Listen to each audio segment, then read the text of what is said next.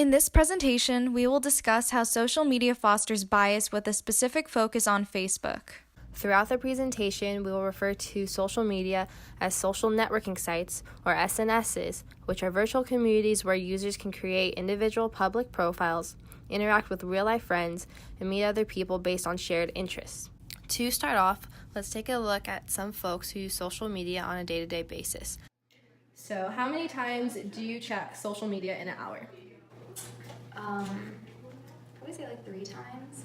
It depends on time of day though. Depends on who texts me. I think 3 or 4 times. I'd probably say once or twice depending on the time of day. Probably more at night. And what would you say is your favorite social media app? Probably Twitter, because I just think it's really funny. Instagram. I'd say Instagram. Snapchat. Really? With the new update, you still like Snapchat?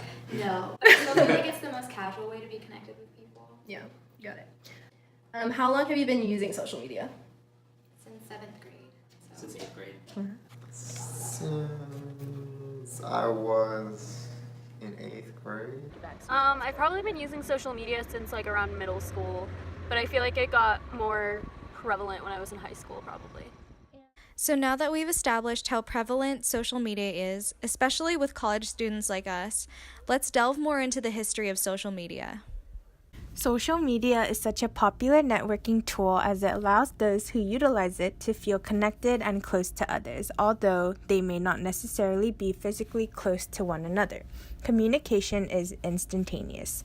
The start of it all was with the discoveries of a telephone in 1890 and the radio in 1891, 2 devices that are still heavily used today. The presence of social media started to increase with the invention of computers in the 1950s, especially with Tim Berners-Lee creating the World Wide Web in 1989, which revolutionized the way people used computers.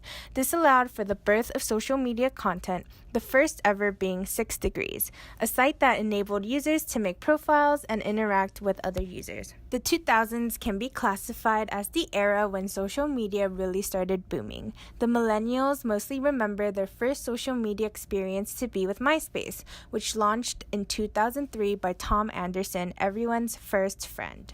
However, as the years progressed, it got outcompeted by Facebook. Facebook launched in 2004 and it still is the most used social media platform today. Data was collected as of April 2018, which showed that Facebook had the most active users with around 2.3 million users each day. However, with the invention of smartphones and tablets came the birth of social media applications like Snapchat, which released in 2011, allowing users to share photos on a person-to-person basis and feature stories of snapshots of their lives. Instagram, which released in 2010, also became very popular as it enabled users to share photos and videos and gain followers with trendy hashtags. These 2 social media platforms are especially popular with the younger generations today. With the data shown in January 2018, it shows that out of around 7.6 billion people in the world population, around 4 billion utilize the internet, which is around 52% of the population. Also, around 5.1 billion people utilize phones, and around 3 billion of them go on social media platforms, which is around 57% of the population. As you can see, so many people use social media, but many people might not know how it affects the brain. Researchers believe that there is an emerging phenomenon of addiction to social networking sites. They have identified this addiction in DSM-5 under technology addictions. Addiction is described through 2 processes. 1, liking the stimulus, and 2, wanting to get the stimulus.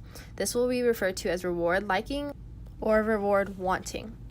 Reward liking is the emotional reaction towards a sensory event. For example, this could be feeling happy when you see someone like your post.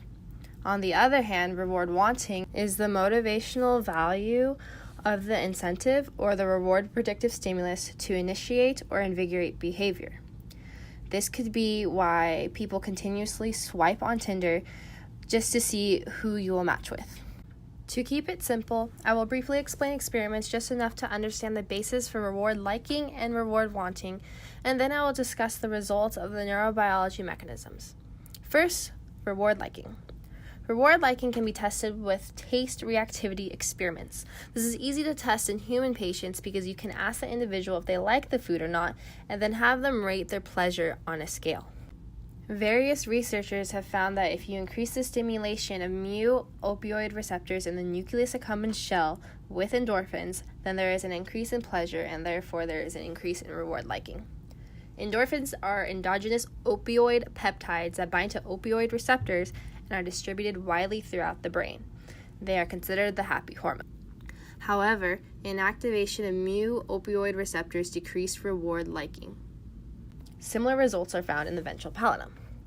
Furthermore, it has been found that these regions interact cooperatively to mediate reward liking, whereas if you block mu opioid receptor activation in one area, there is decrease in activity in the other area. This bidirectional communication mediates pleasure from rewarding events and is assumed to occur with social media. Reward wanting can be tested by comparing how much an addicted subject will seek out a stimulus compared to a non-addicted subject. When a reward predictive stimulus is given to a subject, there is an increase in activity of dopamine neurons, specifically in the nucleus accumbens core.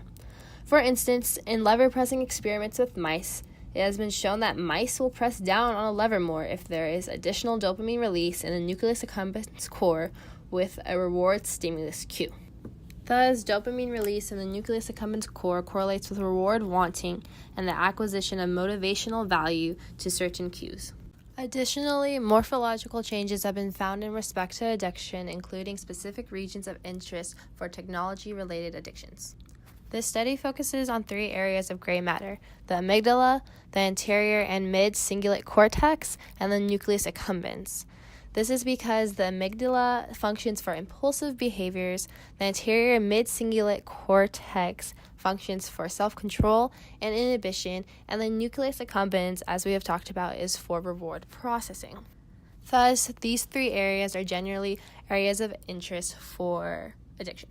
The study finds that there is reduced gray matter in the amygdala, there is an increase in the anterior mid-cingulate cortex gray matter, and there is no significant change in the nucleus accumbens in relation to increased social networking sites addiction. What this study shows is a fundamental difference between illicit substance addiction versus technology addiction. One potential explanation for this may be an adaptation that leads to the growing efficiency of the impulsive system. The rise in social media addiction leads to the need for further studies to be done in relation to other addictions. Since SNS addiction takes up such a large amount of available time, it may be unlikely, for example, an exercise addict to be also a social media addict, just because of the amount of daily time available to engage in 2 behavioral addictions simultaneously. But these behaviors may in fact co-occur. In one study that included clinical sample diagnosed with substance dependencies, authors found that 61% of people pursued at least one other maladaptive behavior and 31% engaged in 2. Thus, social media may influence other aspects of our lives, and as we will look at now, social media can influence our perspectives. So before we get started talking about the problems with social media and how Facebook specifically affects our biases, first we need to talk about Facebook's most recent data privacy scandal. So on March 16th, the New York Times and The Guardian reported that a data mining firm named Cambridge Analytica, which had worked on Donald Trump's presidential campaign, had improperly obtained access to more than 50 million user profiles. Experts believe the firm could have used that data to gain an unfair advantage in targeting voters. Mark Zuckerberg didn't say anything about these stories for 5 days, and then on Wednesday, he wrote a Facebook post and gave an interview to CNN. So this was a major breach of trust, and I'm really sorry that this happened. We have a basic responsibility to protect people's data, and if we can't do that, then we don't deserve to have the opportunity to serve people. And the idea was that by gleaning your Facebook likes, the company could begin to understand your personality and then more effectively target political advertising.